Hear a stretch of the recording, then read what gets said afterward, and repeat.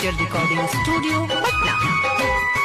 तोरा याद में अखिया रोई जब शादी तोहर हुई, माना तू बाती गोरी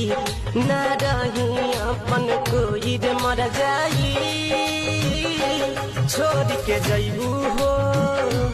मारल हमर पैबू हो रे मर जाई,